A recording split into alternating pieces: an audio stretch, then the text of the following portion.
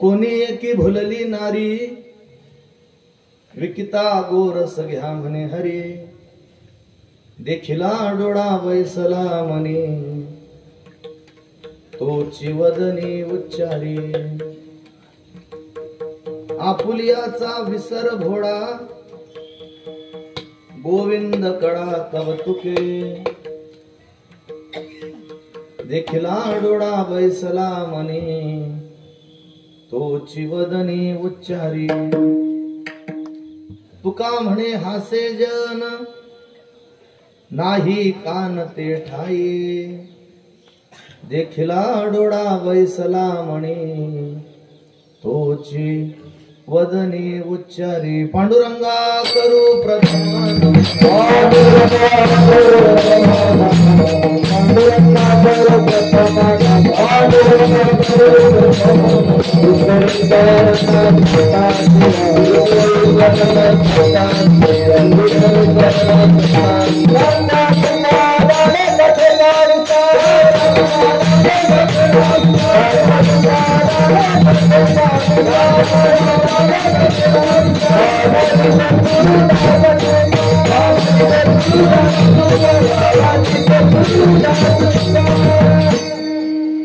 कलावज्ञ जीवोद्धरार्थावतारम कलंकांक तेजोधिकामोदि वक्त्रम खलाणेशवादापनोदार्ह दक्षम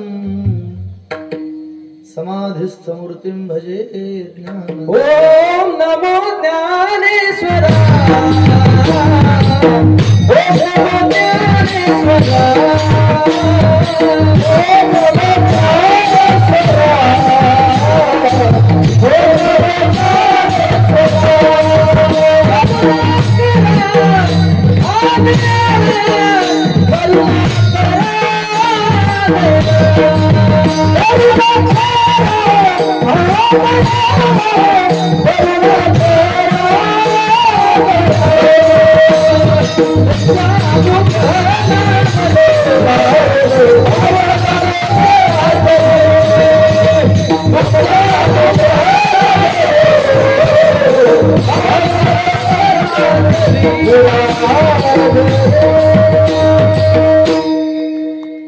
कोणी एकी भुलली नारी विकिता गोरस घ्या म्हणे हरी देखिला डोळा बैसला म्हणे तोची वदनी उच्चारी अखिल कोट ब्रह्मांड नायक षडगुणेश्वरी संपन्न जगदाधार भगवान पंढरीश परमात्मा मुक्त कैवल्य तेजोनिधी विश्वमाऊली ज्ञानोबराय वैराग्य राग रसिक जगद्गुरु तुकोबाराय स्वानंद सुख निवासी सद्गुरु जोग महाराज आणि आदिशक्ती भगवती मुक्ताई माता यांच्या चरणारविंदी कीर्तन रूपी सेवा समर्पित करण्यासाठी घेतलेला अभंग संत हृदय सम्राट जगद्गुरु श्री तुकोबारा यांचा 4 चरणांचा गौडनिप्र प्रकरणातला भगवत दर्शनाला जिती अति उच्चतम अशा प्रकारची अवस्था प्राप्त झाली तिचा भगवत दर्शनानंतरच्या जीवनामध्ये झालेला बदल तो अनुभव महाराज या गौडनीच्या माध्यमातून प्रकट करताय विठ्ठल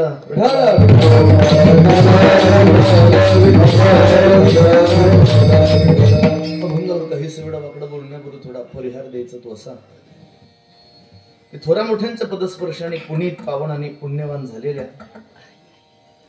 तसेच वारकरी संप्रदायाचा फार जुना वारसा असा म्हणणाऱ्या उत्सव प्रिय आणि ऐतिहासिक नगरी फैजपूर मधील हा पेहेडवाडा परिसर आणि या परिसरात संपन्न होत असणारा हा भक्ती उत्सव अखंड हरिनाम संकीर्तन सप्ताह आणि या भक्ती उत्सवातील आजची ही कलशपूर्तीची परिसमाप्तीची सांगतेची अर्थातच काल्याची कीर्तन सेवा या काल्याची कीर्तन सेवेसाठी परिसरातील संपूर्ण कार्यकर्ते भजनी मंडळ सहकारी सेवेधारी कारभारी या सगळ्यांच्या वतीनं आपल्या फैजपूर शहरातलं एक युवा नेतृत्व एक धडाडीचं नेतृत्व असणारे आदरणीय श्री निलेश दादा राणे मला वाटतं निलेश भाऊ राणे हे नाव काही कुणाला माहित नसेल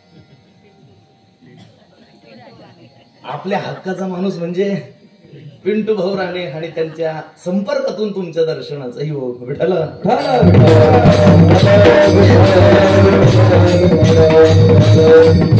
त्या निमित्तानं उपस्थित सर्वच मंडळी, मी सर्वांच्या चरणी एकदा विनम्र भावे अभिवादन करतो. आज फार मोठा पर्व काळ आहे. तुम्ही म्हणाल पर्व काळ आहे, कॅलेंडर मध्ये काही दिसत नाही, पंचांगात दिसत नाहीये. आज तिथी अशी आहे मार्गशीर्ष वद्य तृतीया. चतुर्थी तृतीया आणि चतुर्थी एक झाली. म्हणजे आज मार्गशीर्ष वद्य चतुर्थी तिथी आहे. आज एका ओजस्वी परंपरेचा तेजस्वी हिरा असणारे वैकुंठवासी प्राप्तस्मरणीय गुरुनाम गुरु सद्गुरु श्री मोठे बाबा म्हणजे विठ्ठल महाराज चौधरी आमच्या वारकरी शिक्षण संस्थेचे अध्यक्ष.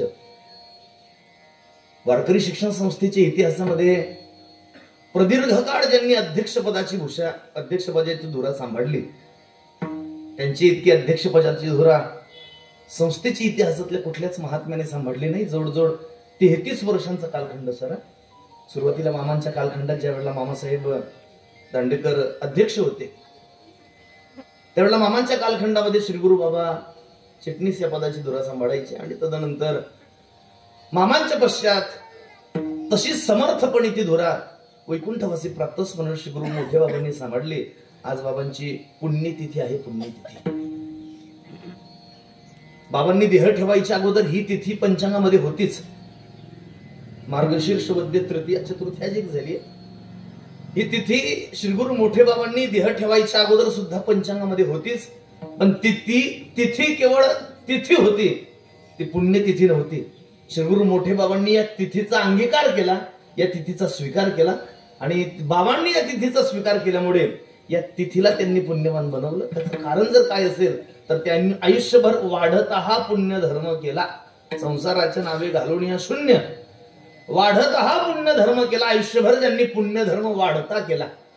आळंदीमध्ये समीकरण असायचं, श्री गुरु मोठे बाबा म्हणजे संस्था आणि संस्था म्हणजे मोठे बाबा. गमतीनं जर बाबांना विचारलं बाबा संस्थेचा पाढा सांगा, बाबा गमतीनं म्हणायचे संस्था एक संस्था आणि संस्था दोन्ही सुद्धा संस्था. तसं संस्थेशी जे अभिन्न अशा प्रकारचे होते, अशा आपल्या सगळ्यांकडे श्रद्धास्थान प्राप्त स्मरण श्री गुरु मोठे बाबांच्याच पुण्यतिथी मी बाबांच्या चरणी विनम्र भावे अभिवादन करून सेवेला प्रारंभ करतो. विठ्ठल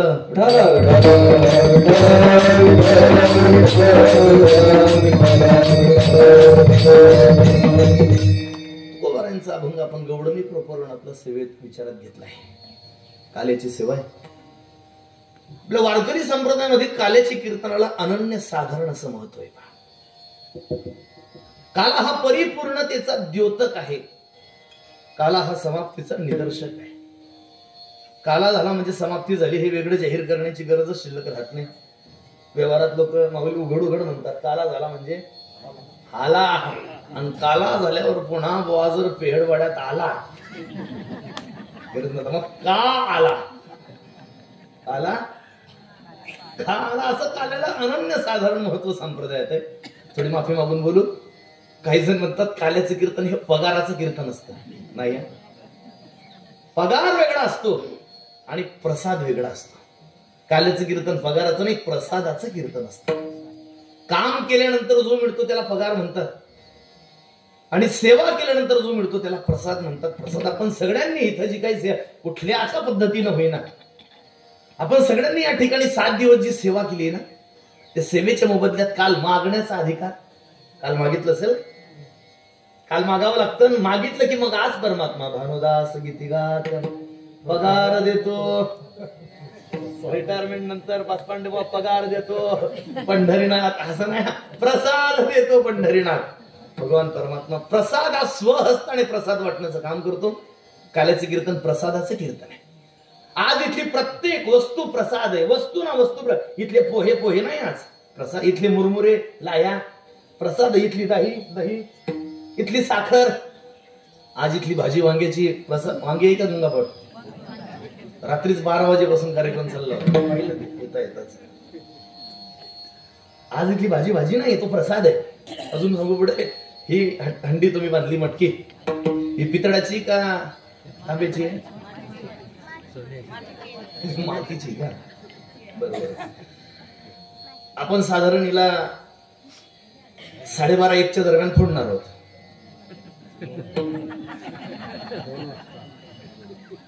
काय म्हणते भूषण दादा, आपण याला फोडू. बरं, ही फुटल्यानंतर याच्या खापऱ्या निघतील. काय म्हणतात तुम्ही त्याला? खापऱ्याच म्हणतात ना. खेपऱ्या खापऱ्या निघतील. त्या खापऱ्या जर उगाडल्या अशा चाणीवर आणि त्याचा लेप जर गुडघ्याला लावला ना तर गुडघे दुखणे बंद होतात. असं जर मी तुम्हाला सांगितलं, सर माझं वाक्य पूर्ण होत, असं जर मी तुम्हाला सांगितलं अशी गर्दी म्हातारी नाचून अन्न थोडस होईल ना. भजन करा सांगतो पुन्हा.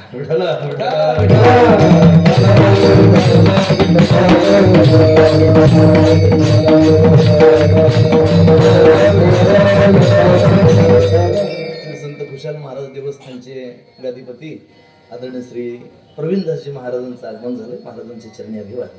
चला, ह्या खापऱ्या असं आपलं चाललं. बरं, तुमच्या गावात स्मशानभूमी आहे? कोणत्या बाजूला? वेगवेगळे आहेत का सगळ्यांच्या? वेगवेगळे आहेत. चला, स्मशानभूमीमध्ये असे मटके फुटलेले असतात ना. तिथे मटक्यांच्या खापऱ्या झालेल्या असतात, खेपऱ्या. पण त्या खेपऱ्या घरी आणण्याचं कोणी अट्टहास करतं का? नाही हो. माझा मुद्दा लक्षात घ्या. आज इथली ही मटकी, इथली खापरी सुद्धा काय आहे? प्रसाद आहे. आज इथली वस्तू ना वस्तू प्रसाद आहे. काल्याचं कीर्तन हे प्रसादाचं कीर्तन असतं. एक जण म्हटलं, महाराज कालाच खायचंय तर मग इथं बसायची काय गरज आहे? आम्ही घरी काला करू शकतो. म्हटलं कसा? तो म्हणे 2 पोळ्या घ्यायच्या, त्याला बारीक चुरायचं, त्याच्यात वरण टाकायचं, तूप टाकायचं, एकत्र कालवायचं. काय झालं तयार? त्याला रद्दा म्हणतात. रद्दा कशाला नाही बाबा. सामान्य शिऱ्याचं रूपांतर प्रसादात कधी होतं? शिरा प्रसाद कधी होतो? कशा म्हणतात? शिरा प्रसाद कधी होतो? जोपर्यंत सत्यनारायणाची पोथी वाचून होत नाही. एका म्हातारीने भांड्यात शिरा घेतला, आजी अंगणात उभी राहिली आणि येणाऱ्या जाणाऱ्या प्रत्येकाला म्हातारी म्हणायची, घ्या प्रसाद, घ्या प्रसाद. लोक म्हणायची, सत्यनारायण कुठं मांडलाय? आम्हाला दर्शन घेऊ दे, पूजा करू दे, खिशातून $5 काढू दे, तिथे टाकू दे, तिथे ₹4 उचलू दे. चांगलंच पटलेलं दिसतंय. म्हणजे असंच चालतं वाटतं आपलं. असंच असतं ना.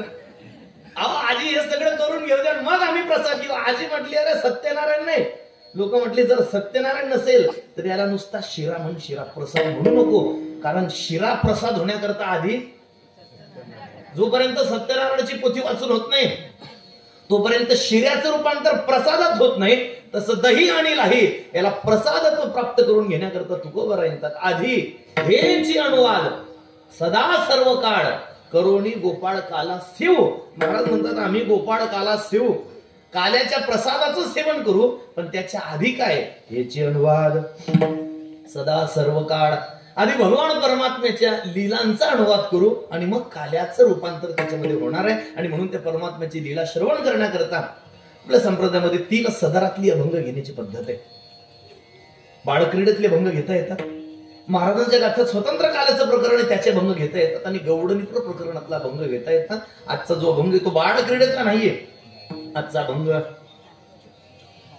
काल्याच्या प्रकरणातला नाही. आजचा जो भंग आहे तो गौडनिप्र प्रकरणातला अभंग आपण सेवेत विचारात घेतलाय. सगळ्यांना आनंद देणारं हे काल्याचं कीर्तन असतं. गाव म्हटलं की 3 वृत्तीचे लोक असतात. प्रकाराचे तुका म्हणे केले 3 प्रकारचे लोक असतात. गाव म्हटलं की काही सात्विक लोक असतात, काही राजस लोक असतात आणि काही तामस लोक असतात.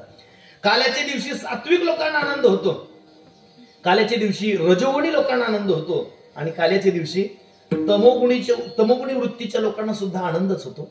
काल्याच्या दिवशी सात्विक लोकांना आनंद होतो. कारण काय? आज परमात्म्याचा प्रसाद सेवन करायला मिळणार आहे म्हणून सात्विक लोकांना आनंद. काल्याच्या दिवशी राजस लोकांना आनंद. का? आज परमात्म्याच्या बागलीला श्रवण करायला मिळणार आहे म्हणून राजस लोकांना आनंद. आणि काल्याच्या दिवशी तमोगुणी वृत्तीच्या लोकांना सुद्धा आनंदच होतो. कसा?